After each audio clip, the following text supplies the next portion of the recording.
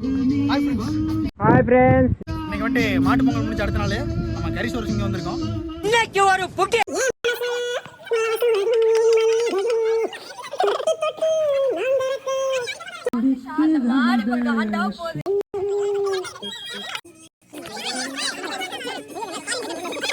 இங்க ஒரு பள்ளிக்கூடத்தையே கூட்டி வந்து கொடுமைப்படுத்துறான்.